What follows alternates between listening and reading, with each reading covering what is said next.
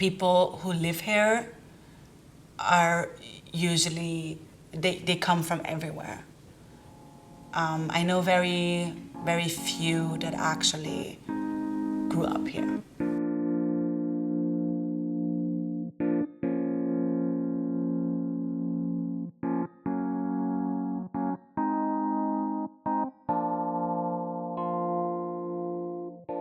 My dad still lives in the apartment I was raised in on the Upper East Side. I grew up in Alphabet City. Our first apartment, I think, was on 9th Street and Avenue C.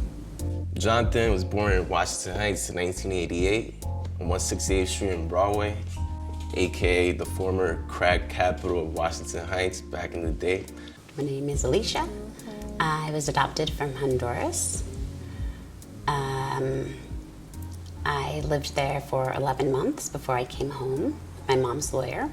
I'm with another family. And then I guess I started my childhood in Greenwich Village, New York City, on Bleecker Street between LaGuardia and Mercer. You know, I didn't come here from a small town. I grew up here, so I view it through different eyes. I love being in the city. I'm such a city girl. It's like, it's in my bones, it's in my blood. I don't know how to function. I really, honestly don't know how to function anywhere else because I can't drive a car. I don't know how to ride a bicycle, and I'm a poor swimmer. But, you know, I know where every CVS is, and the Chase banks, and, you know, I'm very good with convenience, and I have been in the West Village for the last at least 20 years or so. So I know my way around, and I love it here. Well, growing up in Washington Heights was weird back in the day because it was a terrible neighborhood. It was really shitty. I don't know how to say. And when you were a kid in Manhattan in the 70s and 80s, bikes were being stolen left and right. I had a lot of bikes stolen from me, and one day I said, well, I'm going to steal my bike back, you know, and I remember I was on the street around 2nd Avenue, and like 15 fucking kids came by, and they were like, give us your bike.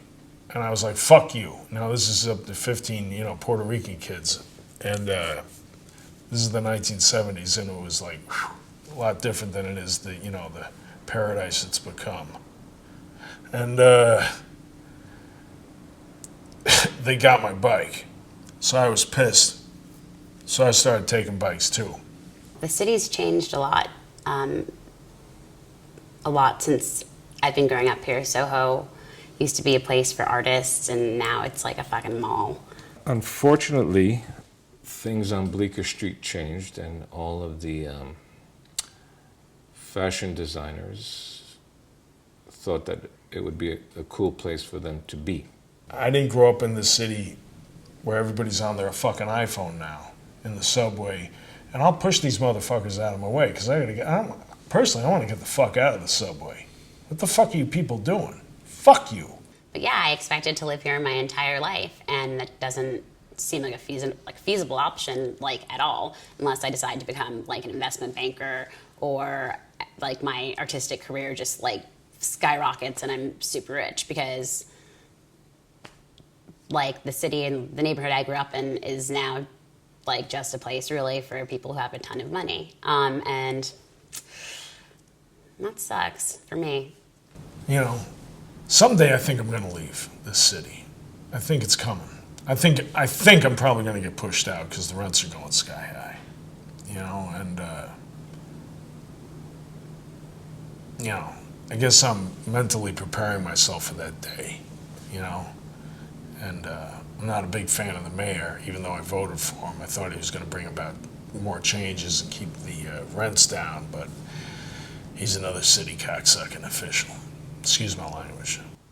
You know, over the years, I guess we just kind of got priced out. We had a landlord that was, I mean, you couldn't really blame the guy for wanting more money, but there's, you know, there's just no value to culture or anything in this city. It seems it's all about money, and I guess it always has been, and things I know have to change, but it seems like people don't value, I don't know, People don't value something that's enriching a community, and they'd rather just sell it off to something that's just going to make them more money. But I guess that's business.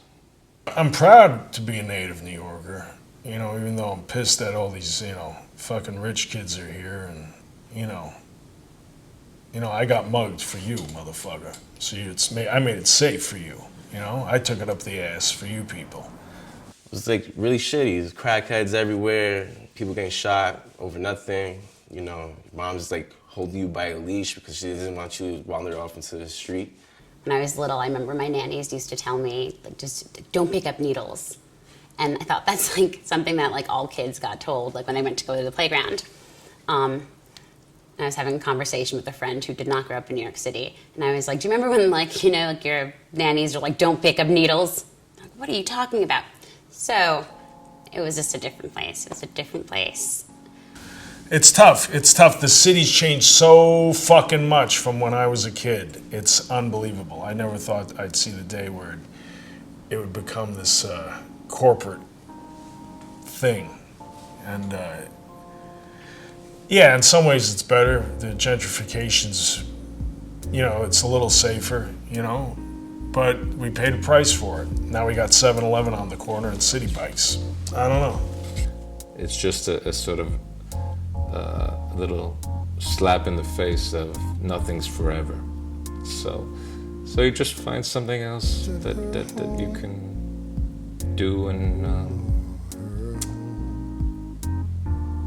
hopefully get the same magic out of.